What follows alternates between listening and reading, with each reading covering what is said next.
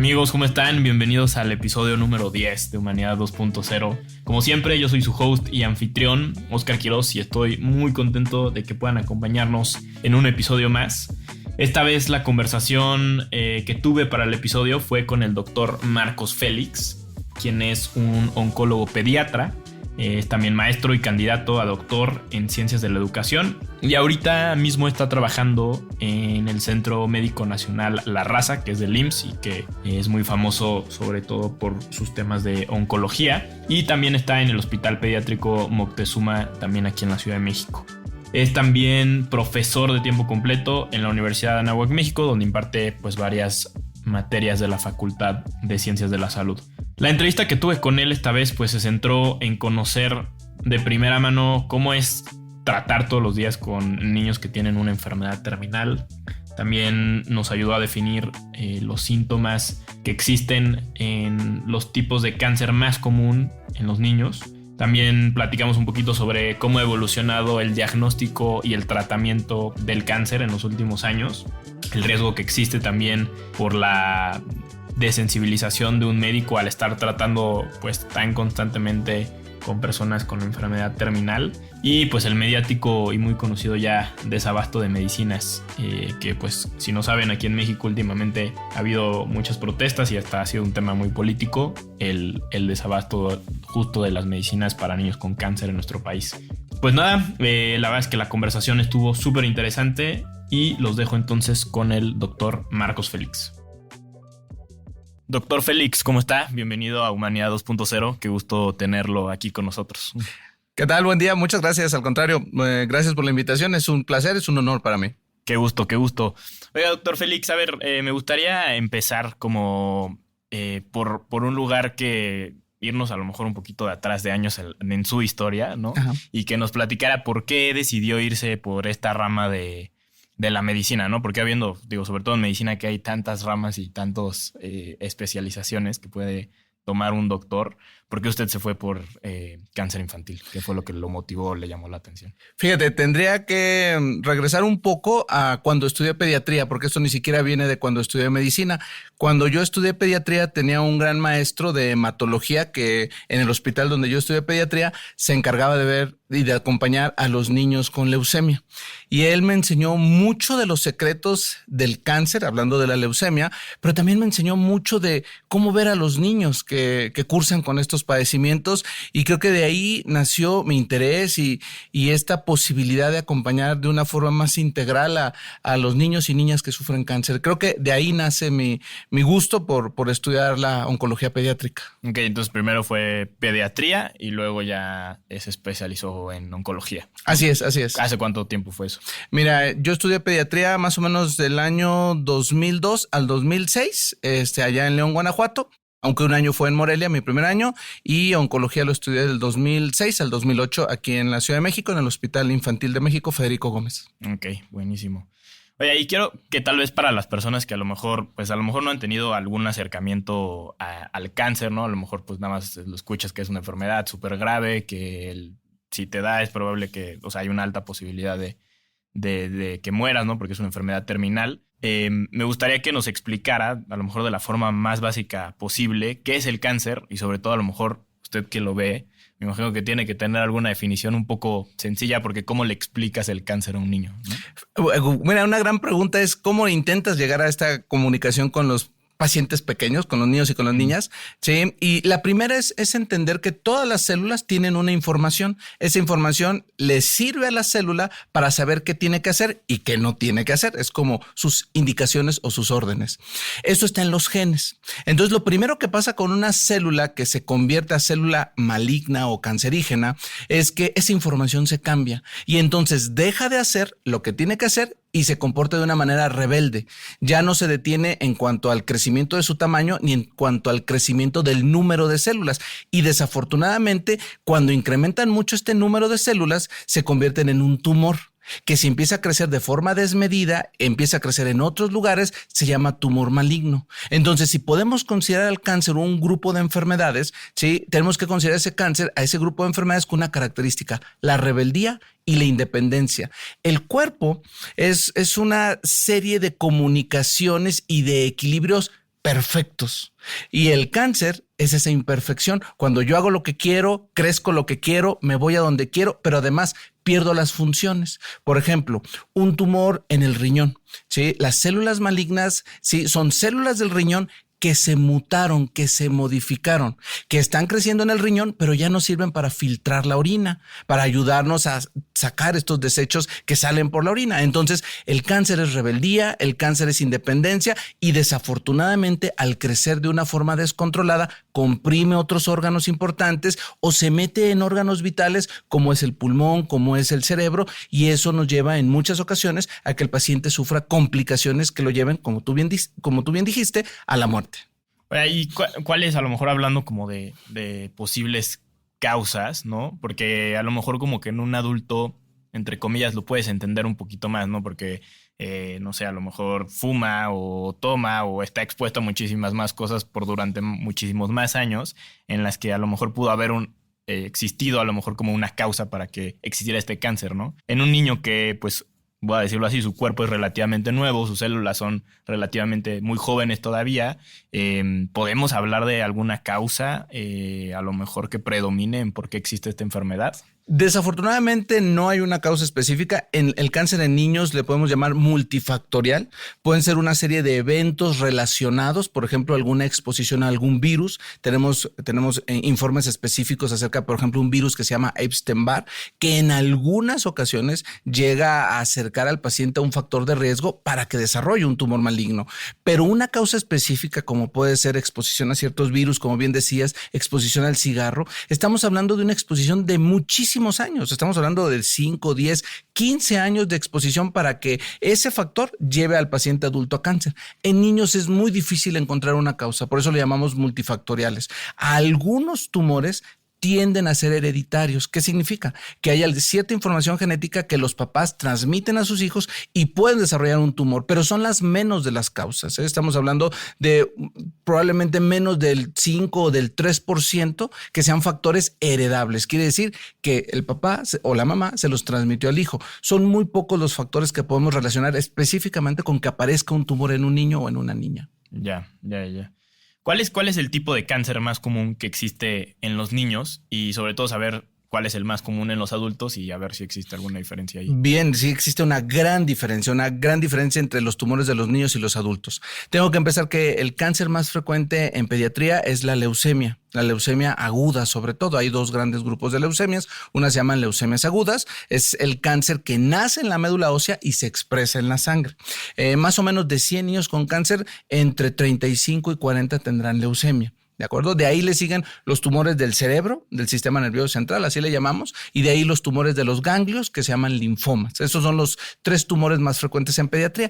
En adultos, sí, el mundo es rosa. ¿Qué significa? El cáncer de mama, hablando de hombres y mujeres, sí, el cáncer número 1 en el mundo es cáncer de mama. De ahí le siguen tumores, por ejemplo, cáncer de pulmón, de ahí le sigue tumores, por ejemplo, cáncer de colon, cáncer de próstata. Son los 3 o 4 tumores más frecuentes en adulto, hablando de ambos géneros. ¿Por qué cree que exista a lo mejor como esta diferencia en...? Es una gran pregunta. Primero, porque los niños son diferentes a los adultos.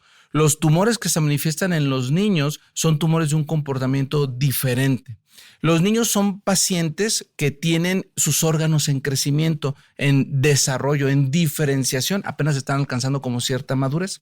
Eso nos lleva a que los tejidos son diferentes en los niños y esos tumores se llaman blastemales o blastomas. Entonces hay una gran diferencia al tumor del adulto. El tumor del adulto es un tumor de un tejido ya maduro, de un tejido que incluso ya está en proceso de envejecimiento en algunos pacientes. Parte de envejecer es que no podemos controlar a nuestras células. Esas células se modifican y mira, antes, cuando hace 50 años la población llegaba a vivir hasta los 40 o hasta los 50, no había tanto cáncer. Ahora vivimos hasta los 80.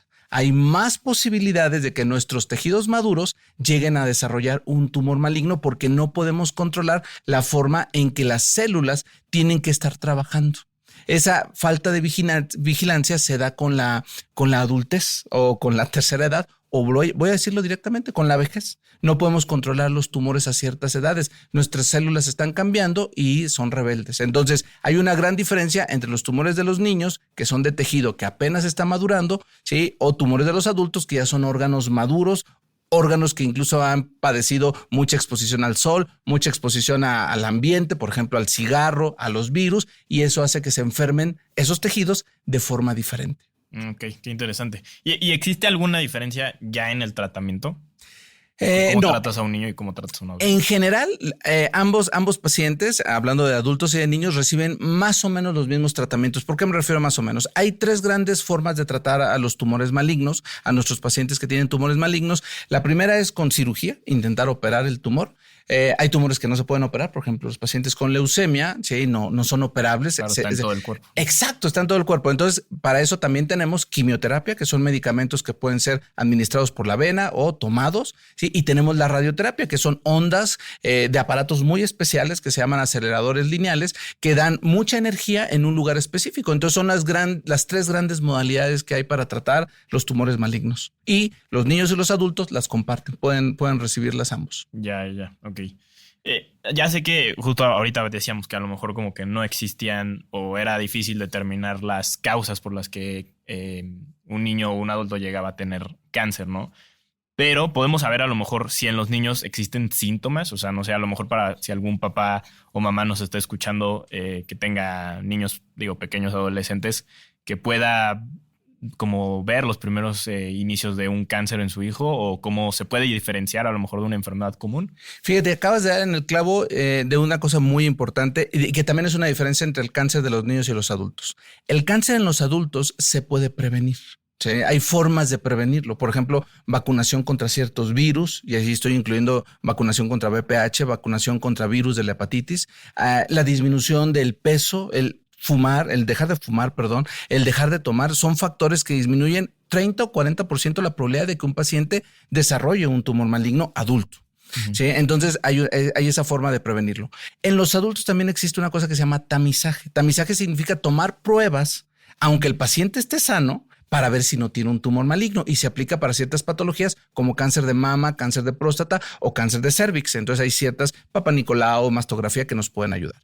En los niños hay una cosa que se llama detección clínica. La detección clínica significa estar vigilando a nuestros niños y a nuestras niñas y, como tú bien dices, qué datos nos pueden llevar a pensar que nuestro niño o nuestra niña puede tener un tumor maligno. Lo primero es que el cáncer en niños es muy variado, es muy diverso. Como puede ser un dolor de cabeza raro, un dolor de hueso raro, presentar alguna bolita en el cuello, alguna masa en el abdomen, que el papá está bañando a su bebé y siente que algo está creciendo en su pancita, que lo siente duro, que se mueve dentro de su abdomen. Pueden ser datos que nos llevan a pensar en un tumor maligno, que los niños se pongan pálidos, que sangren raramente de las encías cuando se están lavando sus dientes o que tengan hemorragias de la nariz que duran más de 5 o 10 minutos. Esas son cosas muy raras, pero miren, algo que yo soy muy tajante en esto es más que un dato clínico, es que los niños y las niñas sean revisados y revisadas constantemente por su pediatra o su médico de cabecera. ¿Por qué? Porque esos profesionales de la salud se van a dar cuenta cuando hay un cambio importante. Y algo que siempre les digo a los papás es, si un paciente tiene un dato raro, por ejemplo, fiebres raras, tos que no se le quita con el manejo y esa tos está persistiendo y le dan manejos y no mejora, o le dan manejo a esa fiebre y no mejora su bebé, su paciente, pues tiene que ir con su médico otra vez. Cuando un dato clínico, llámese cualquier signo o síntoma que el paciente sufre, se mantiene y no mejora con los medicamentos, con el tratamiento, y se agregan datos nuevos que el paciente no tenía antes, son datos para sospechar que algo está pasando. Y más que decirles datos clínicos, que datos clínicos puede haber muchísimos, ¿sí? Es acercarse a su médico o médica cuando sientan que una enfermedad está en sus pacientes y no mejoran. Hay que regresar y, doctor, es que lleva una semana de tratamiento y mi niño no mejora. Lleva 2 semanas con la tos y no mejora. El dolor de ese hueso le sigue dando, o esa bolita que le encontré sigue estando ahí. Datos importantes es dolor de cabeza anormal, que incluso lleva al paciente a vómito. Es cierto que puede haber enfermedades que simulen, ¿sí?, algunos problemas, ¿sí? La fiebre, el dolor de cabeza, el dolor de los huesos, las bolitas en el cuerpo Pueden ser varias cosas, pero lo importante es siempre llevar a revisar al paciente, siempre, siempre. Esa es como la consideración. Ustedes encuentran un dato clínico importante, lleven al paciente a revisar, no lo automediquen, no se esperen, algo hay que hacer. Sí, mejor descartar a lo mejor la posibilidad más fuerte que pueda existir y luego ya, ¿no? Si gracias a Dios no fue eso, pues ya te encargas de curar a lo mejor un dolor de cabeza fuerte o algo así, ¿no? No esperarte a que pase mucho tiempo y que él también, porque entre más tiempo le das al cáncer, pues más avanza, ¿no? Fíjate, yo resumo eso en una frase que les digo a todos los papás y a todas las mamás: más vale pecar de exagerados que pecar de confiados. Entonces, más vale que lo llevaste y no fue, a que te tardaste y sí era. Claro, totalmente. ¿Cómo ha evolucionado el diagnóstico y el tratamiento del cáncer infantil en los últimos años? O sea, ¿qué avances ha habido?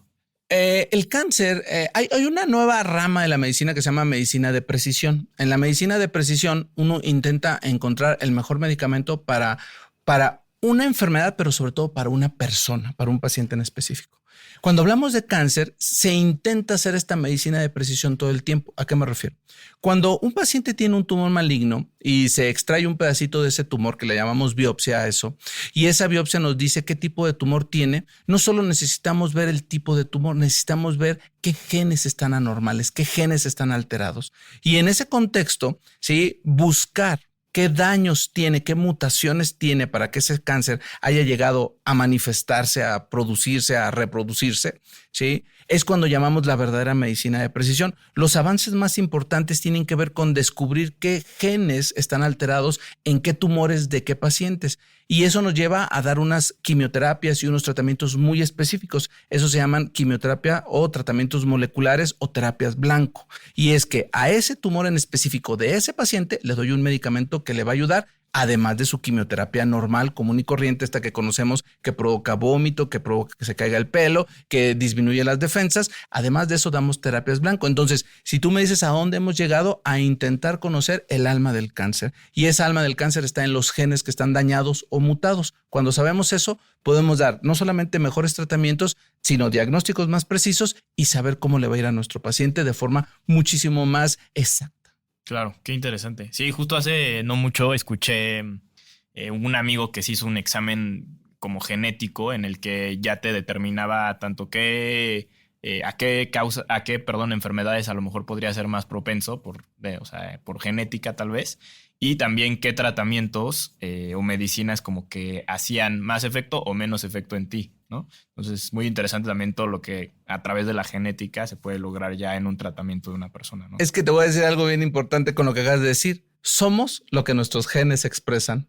En Estados Unidos incluso hay un dilema bioético a partir de que algunas aseguradoras hasta te quieren hacer estudios genéticos para ver de qué te vas a enfermar y cobrarte más los seguros. Ahí tiene mucho que ver el contexto, incluso social, económico y bioético de las aseguradoras médicas. Entonces, sí, vamos para allá, pero sobre todo si sabemos que tenemos esos genes que nos predisponen a ciertas enfermedades, pues el trabajo es cuidarnos más. Claro. Para evitar esas enfermedades. Prevenirlo más, claro, totalmente.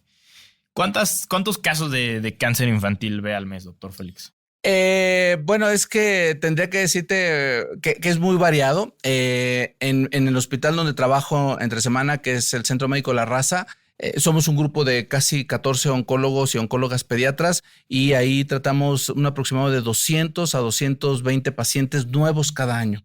¿Sí? Entre los 14. Entre los 14. Entonces, no hay un número específico porque en realidad estamos viendo constantemente a todos los pacientes. Yeah. Sí, o sea, en la consulta me tocan cierto número de pacientes. Por ejemplo, hay días que en la consulta veo cinco pacientes, les administramos su quimioterapia o lo que les toca en ese caso. A veces me toca estar en piso y en piso paso visita y ahí a veces veo entre 20 y 30 pacientes en esa tarde. Sí, entonces es muy variado. Por ejemplo, este fin de semana que estuve en el otro hospital donde trabajo, teníamos hospitalizados 10 niños. Entonces, el fin de semana me tocó ver 10 niños hospitalizados y creo que fueron 10 niños en la consulta de sábado y domingo. Entonces, tiende a ser muy variado, pero en el Hospital Moctezuma diagnosticamos aproximadamente 80 niños cada año con cáncer en nuestro hospital y ahí nos repartimos también entre los 4 médicos que somos en el hospital. Ya. Le pregunto esto porque me gustaría como saber cuál es su visión o sí, como que entiende usted por el rol que a lo mejor tiene un médico que atiende a niños con cáncer en específico, se vuelve a lo mejor como solo un administrador de diagnóstico y tratamiento o va más allá de esa parte? Mira, yo no solamente lo voy a explicar como oncólogo pediatra, que es a lo que me dedico, lo voy a explicar como médico, pero sobre todo como persona. ¿Sí? Uno debe ser un acompañante de nuestros pacientes. No solamente en lo técnico, porque uno conoce las dosis, los protocolos de quimioterapia, uno debe ser acompañante de lo que el paciente padece. Porque algunas veces tengo que decir que el cáncer es lo peor que le puede pasar a un niño o una niña, sí. Pero si en ese contexto ponemos pobreza, ponemos carencia, ponemos falta de insumos, ¿sí? Obviamente es peor la enfermedad. Entonces uno tiene que cuidar no solamente la parte técnica, médica, clínica del paciente, sino la parte familiar. Lo primero que me pregunta un niño cuando va a empezar su tratamiento es, doctor, si es niña, me va a preguntar si se le va a caer el pelo. Eso es lo primero. Y hay que cuidar esa parte psicológico-emocional de nuestros pacientes. Y la segunda que me pregunta es, doctor, ¿y cuándo puedo regresar a la escuela? Entonces uno tiene que ver al paciente como lo que es una persona que sí tiene cáncer, pero que también es hijo de alguien, va a la escuela, si es paciente adulto, trabaja, su familia depende de esa persona. Entonces, cuando tú me preguntas, ¿qué es lo que deberíamos de ser? Deberíamos de ser acompañantes de esas personas que tienen miedo a perder su trabajo, a perder su examen, a que se les caiga el pelo. Ellos muchas veces ni siquiera te preguntan cómo les va a ir con su tumor. Lo que te preguntan es cuándo voy a regresar a mi casa, cuándo me voy a ir de alta, puedo ir a la escuela, puedo hacer deporte. Yo jugaba fútbol, doctor. Entonces, es ahí donde nos tenemos que enfocar. Sí, a tratar la enfermedad, pero sí, acompañar también al paciente que padece esa enfermedad. Claro, claro. Porque al final también digo, creo que usted mejor que nadie lo ha de saber, pero la parte psicológica en una enfermedad también juega muchísima importancia, ¿no? En qué tan rápido a lo mejor se puede recuperar un paciente o no, ¿no? Y fíjate, no solo recuperarse, sino cómo pasar por su enfermedad. ¿A qué me refiero? Hay estudios clínicos que dicen que un paciente que está deprimido o ansioso va a tener más dolor, va a responder menos a los medicamentos para el vómito, menos a los medicamentos para el dolor. ¿Por qué? Porque ese proceso de ansiedad, de angustia, de miedo hace que el paciente tenga diferente absorción y acción de los medicamentos sobre lo que él hace. Esto no significa que el paciente va a reír todo el tiempo. Lo que significa es que hay que buscar un entorno en el cual haya confianza, haya buena comunicación y sí, algunas veces habrá risa, pero hay días que el paciente no se quiere reír. Tengo un niño que ayer cumplió 15 días hospitalizado y dejó de comer. Pues dejó de comer porque tiene este estrés de estar ahí en el hospital todo el día. Y pues obviamente el dejar de comer implica recuperarse menos rápido, como bien dijiste. Claro, claro. ¿Qué riesgo existe a lo mejor más bien existe un riesgo de sensibilización a lo mejor por, o sea, no sé, estar viendo tantos pacientes todo el tiempo? ¿No te llegas como a sentir menos cuando ves a una persona con enfermedad? Y si sí, a lo mejor cómo usted enfrenta eso, ¿no? O cómo hace que no pase. Muy bien, dijiste una palabra bien clave, desensibilización. Mucha gente ha hablado de la deshumanización de la medicina. Yo creo que lo que ha pasado más que estar deshumanizados es lo que acabas de decir, es estar desensibilizados. Ya el dolor ajeno no me duele, ya no me preocupa tanto. La preocupación, el miedo de mis pacientes, ya no las tomo tanto en cuenta. Eso, en términos psicológicos, se llama alexitimia. La alexitimia es la incapacidad de reconocer las emociones de los demás y en algún momento incluso no vas a reconocer tus propias emociones y eso te lleva a no desarrollar empatía. ¿Sí? Entonces, si tú me dices que hay un riesgo alto, por supuesto que lo hay. No puedes andar por la vida viendo gente sufrir y morir sin que pase algo adentro. Pero cuando pasa, uno debe de tener la suficiente inteligencia emocional de decir, ¿sabes qué? Me estoy desensibilizando. Estoy sintiendo menos y eso nos lleva, deja tú la lexitimia, nos acerca al burnout, nos acerca a la propia depresión del personal de salud. Mucho lo hemos vivido a partir incluso de esta pandemia que estamos ya terminando de pasar, pero hubo una cierta desensibilización. ¿Por qué? Por el estrés, por la alta carga laboral, por la frustración del mismo sistema, de la respuesta de los pacientes y sus enfermedades a nuestros intentos terapéuticos. Por supuesto que uno se puede desensibilizar. ¿Y qué hay para eso? ¿O qué hago yo? Bueno, muy al principio llevé mucha terapia, mucha psicoterapia porque es necesario expresar el dolor. Y segundo, expresar emociones. Si tú me preguntas cuál es la mejor forma en que yo tengo para seguir sensible, llorar. Yo tengo que llorar. ¿Y por qué lo hago? Porque me duele lo que pasa. Claro. Me duele lo que pasa cuando un niño no se cura, cuando un niño se tiene que despedir, cuando le tienes que mostrar a los padres cómo despedirse de sus hijos. Por supuesto que me duele. Y el médico que diga que no llora, o está mintiendo o de verdad está muy alexitímico, muy alexitímica. Ya, qué fuerte, qué fuerte. Es que sí, pues al final si no llevan también como un acompañamiento psicológico ustedes, pues es difícil estar viviendo todo eso todos los días. Me imagino que es algo muy, muy fuerte, ¿no? Doctor Félix, estaba viendo un estudio que decía que en México la tasa como de recuperación de un cáncer en niños es alrededor del 50%. Y en países desarrollados llega a ser hasta del 80%, ¿no? ¿Por qué existe esta brecha y qué se puede hacer para reducirla? Preguntas muy complicadas. Es mejorar todo. ¿Qué significa mejorar todo? La gran diferencia de lo que pasa en países ricos y países con economías florecientes, que así les gusta que les llamemos, por no decir países pobres como el nuestro, es la necesidad de dinero para los tratamientos, para el acompañamiento. Y no hablo de la quimioterapia. En realidad tenemos medicamentos, protocolos que son muy cercanos a lo que pasa en el resto del mundo. Si nuestros protocolos no son tan diferentes, son las otras terapias. ¿A qué me refiero? Por ejemplo, terapia intensiva. Por ejemplo, estudios moleculares. Por ejemplo, ya terapias muy específicas, terapias blanco que son carísimas. Hay tratamientos que son de 500, 600, 700 mil pesos mensuales.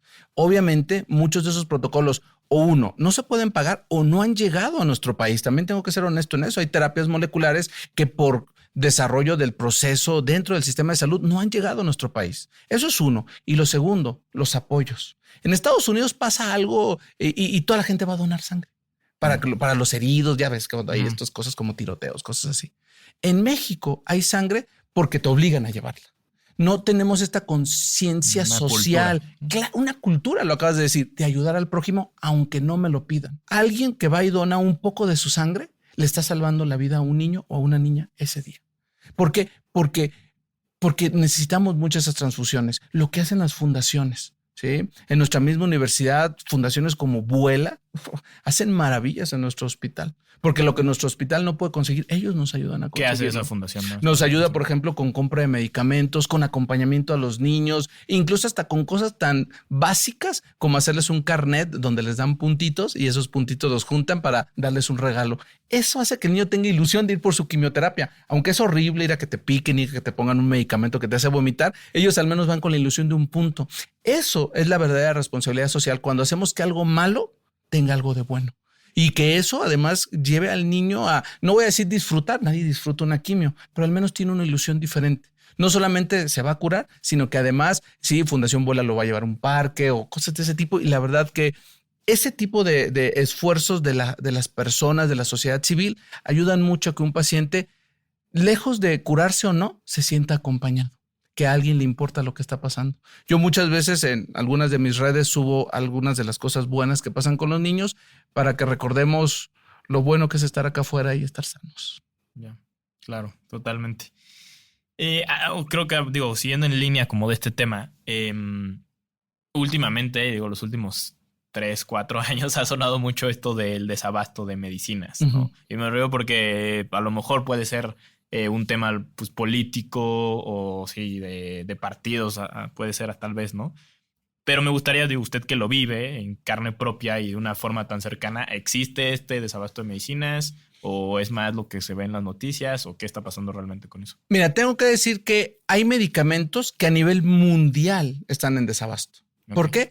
Porque las terapias nuevas, las grandes casas farmacéuticas se dedican un poco más a producir las terapias nuevas que las quimioterapias que tienen 10, 30, 50 años. ¿Por qué? Porque se vuelve muy caro producirlas y muy barato venderlas. Entonces una casa farmacéutica pues no le conviene y deja de producirlas. Si alguien hace investigación real, sí, van a ver que en Estados Unidos hubo desabasto de un medicamento que se llama vincristina también.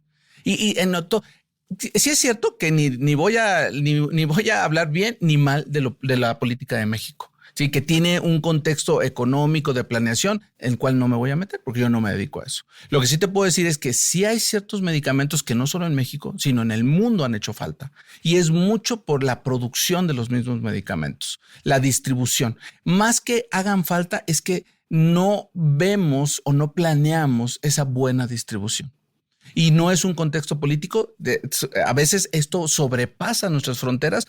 Investigando a profundidad van a ver que no somos el único país que lo está padeciendo, y no por defender a los políticos, que también tienen cierta responsabilidad en esto. Pero sí tengo que decirte que mucho tiene que ver también con la forma en que se distribuyen y la forma en que se producen estos medicamentos. No es solamente si planearon o no planearon bien, también tiene que ver con el propio medicamento, con cómo llega al país. No es tan fácil meter un medicamento al país, tiene que tener ciertos requisitos para poderse importar un medicamento, sobre todo de estos que son o de alto costo o de una complejidad diferente como es la quimioterapia. Claro, claro. Sí, porque me imagino que también no debe ser tan sencillo hacer uno de esos tratamientos, ¿no? O sea, implica también muchísimo investigación y recursos y etcétera, ¿no? Entonces, y sobre todo el tiempo. El tiempo a veces estamos hablando de que un paciente recibe, al menos el que va a recibir quimioterapia, entre 3 y 6 meses. Pero hay niños que reciben la quimioterapia durante 3 años. Entonces, planear un protocolo completo sí tiene como tú bien dices, sus complejidades. Claro, totalmente. Doctor Félix, ¿hacia dónde va la investigación y el tratamiento del cáncer infantil en los próximos años? ¿Qué podemos esperar? Terapias blanco, terapias moleculares, medicina de precisión, conocer más el alma de los cánceres, que es los genes que están dañados, y con esa base intentar hacer nuevos medicamentos dirigidos hacia esos tumores, y que los pacientes, fíjate, una terapia blanco tiene 2 grandes ventajas. La primera es que está hecho para esas alteraciones, para esas mutaciones, ¿sí? Y la segunda es que son menos tóxicas que la quimioterapia normal. La quimioterapia normal, esta que decíamos que caía el pelo, que hacía que el paciente vomitara, que hace que el paciente se sienta muy mal, tiene sus ventajas, pero también sus grandes desventajas. La toxicidad de la quimioterapia es muy alta, la quimioterapia que llamamos estándar. La quimioterapia blanco es un tanto menos tóxica y un tanto mucho más precisa. Y esas son sus grandes ventajas. ¿Hacia dónde vamos? Hacia esos, primero, diagnósticos específicos moleculares, y hacia esos tratamientos específicos moleculares, esas terapias blanco, que le ayuden más a nuestros pacientes, que le ayuden a la quimioterapia estándar, porque no se pueden tratar solo con una o con otra. Lo ideal es tratar de mezclar las dos, si se puede, si la enfermedad así lo permite. Y lo segundo es un mejor acompañamiento. Sí, tener mejores salas de estancia, mejores salas para administrar quimioterapia, mejores terapias intensivas, que nuestros médicos y médicas de primer contacto piensen más en el cáncer cuando estén viendo un paciente, y que no le den tantas vueltas y regresen 2 semanas, y regresen 2 meses. Hay veces que hay que pensar en cáncer desde el primer momento. Y tú lo dijiste, diagnosticar a tiempo muchas veces es curar al paciente. Entonces, si tenemos que cerrar la pinza, sí. Es prevención del cáncer, es una detección por nuestros médicos y médicas de primer contacto, nuestros pediatras, nuestros internistas, y de ahí una derivación a un hospital de alta especialidad o de tercer nivel más oportuna. Y ya en el hospital, terapias más específicas, terapias más completas, más moleculares, más hechas personalizadamente para nuestros pacientes. Y de ahí un acompañamiento digno a 2 cosas: las complicaciones del tratamiento, porque siempre va a haber complicaciones, siempre va a haber secuelas, o un acompañamiento digno hacia la muerte de los pacientes, como tú bien dijiste, que no se van a curar. También debemos de tener personal de salud preparado, y no estoy hablando solo de oncólogos, oncólogas, hematólogas o enfermeras de esta área, también de los médicos generales. Las terapias que van de la mano de los cuidados paliativos no son específicas del oncólogo o del hematólogo, también son del médico general. Entonces, los cuidados paliativos dignos, el acompañamiento digno hacia la muerte de nuestros pacientes también es importante. No solamente intentar curar a todos, que ojalá y así fuera. Cuando no se curan, hay que acompañarlos y acompañarlas bien a todos y todas. Totalmente. Muchas gracias, doctor Félix. De verdad le agradezco mucho pues el tiempo de venir aquí con nosotros a platicarnos de este tema. Ya para terminar, me gustaría que si a lo mejor alguien se quedó con más interés o quiere contactarlo de alguna forma, mencionó ahorita que tenía redes, a lo mejor si nos puede compartir un poco. Sí, claro. La verdad es que como buen Begenial. Me gusta mucho el Facebook. Ahí en el Facebook perfectamente nos podemos ver. Es José Marcos Félix.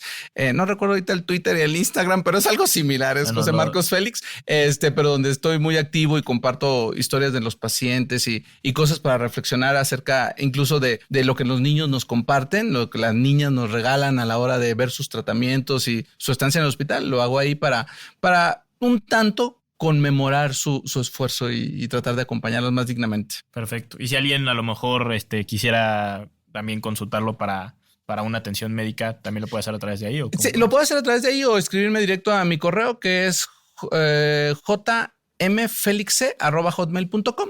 En realidad casi no veo consulta privada, me dedico a la consulta pública y a los aspectos académicos de la medicina, pero en cualquier momento podemos apoyarles para encontrar un buen oncólogo u oncóloga pediatra. Perfecto, doctor Félix. Muchísimas gracias. Gracias a ustedes.